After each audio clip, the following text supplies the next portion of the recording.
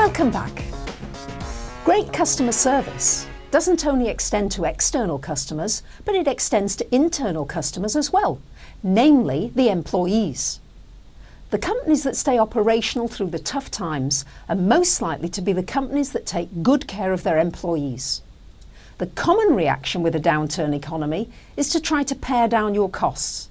But the unwise employer often pares down the very things that motivate employees to be loyal and to take good care of their customers.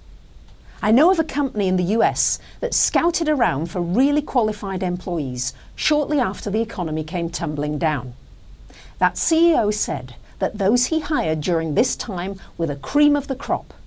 They were out of work because their companies had downsized, and they'd be very loyal for having been hired during these tough times.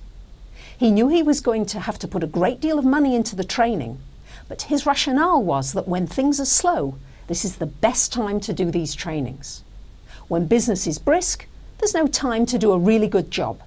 So his people are well trained and he's doing great business. And it's doubtful that even when the economy does come back again, that these people will be looking elsewhere for a better job. There's a luggage company in the US that stands behind their products 100%. If a piece of their luggage ever gets damaged beyond repair, they replace it free of charge. A man had an attaché case and he put it on the kitchen counter too near to a pot that was cooking on the stove. And the attaché case caught fire and was badly damaged. He called the company and told them what had happened. He said, "Look, I know this is my fault. I did a stupid thing and I put the case too close to the pan that was on the stove." And they said, "We'll send you out a new one in tomorrow's mail." He said, "Oh no, I'm not looking for a new one. This was my fault. I just want to know how much it'll cost to repair it." They said, "Your attaché case is fully warranted for any kind of damage and we'll send you out a new one in tomorrow's mail," which they did. This is a customer who will never buy luggage from another company. Instead of telling 1 to 2 people about how satisfied he was, he told everybody he could think of about the company. And this man single-handedly caused that company's new sales to skyrocket. He told friends, neighbours, relatives about this company. And one of those people told a friend of mine who bought all her luggage from them too. And as a result, I bought all my luggage from them as well. And that's the correlation between great customer service and the economy. So an attaché case that cost that company between $300 and $500 probably netted them over $500,000 in new sales.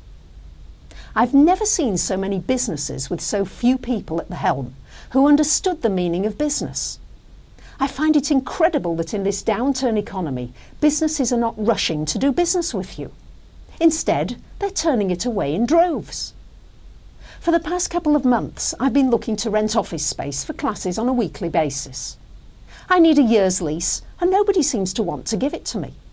The most anyone's offered has been for 2 months, and for the stupidest of reasons that are underscored by their inability to understand economics and how their business can survive this downturn economy.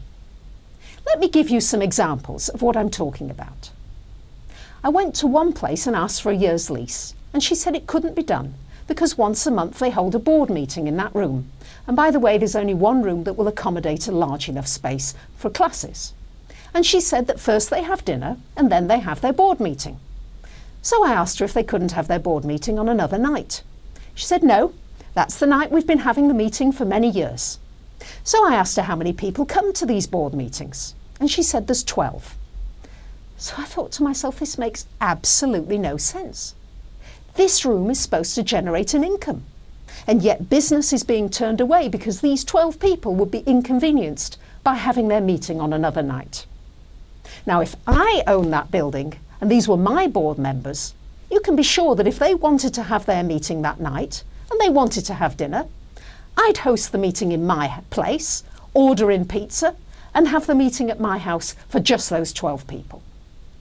Another building had a perfectly lovely room, and they'd only give me 2 months because just in case they needed it for other events that might want to come in during the year. There's an old saying, a bird in the hand is worth 2 in the bush, and they turned down a lease that was guaranteed income for them just in case, in the downturn economy, someone else wanted to use that room for a different event. I had a letter from last week's show from Chris M. He writes, "The recession appears to be over and all the media is saying the worst is behind us. So my question is this. You seem to be suggesting some very radical changes and maybe they aren't really necessary." Well, thank you, Chris, for your letter. It's like having insurance. It's best to be prepared for the worst and then hope for the best.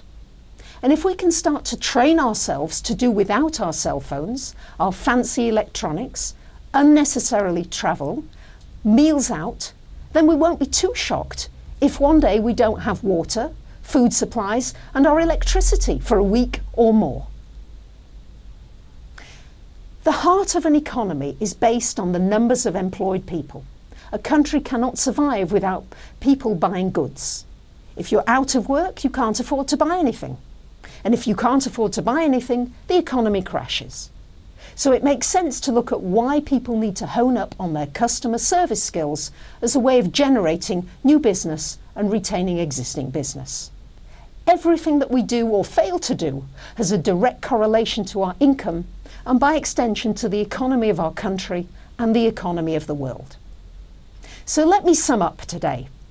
If you're the boss, examine the things you can do to generate business. Don't let convenience or habit stand in the way of taking advantage of a good business opportunity. If your business involves performing a service, make sure you give 100% of yourself to your customers. Be on time for your appointments, return phone calls promptly, and make sure you follow through with all your commitments. At the end of the service you're providing, ask your customer if they're satisfied with the level of service they've received. And don't be offended if you have to hear criticism. Take it to heart and try to do better for the next customer.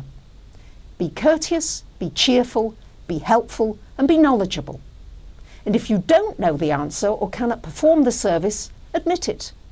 And don't be afraid to refer that person to someone else who may be able to help, because that customer will probably come back to you in the future just because of your honesty. Next week, I'll be talking about the issue of entitlement. We don't only see this in our politicians, our bankers and our financial institutions, but we see it on a much more personal level in our everyday lives. We're going to look at the issue of how people think that the world owes them a living without the expectation of having to work for it. See you next week.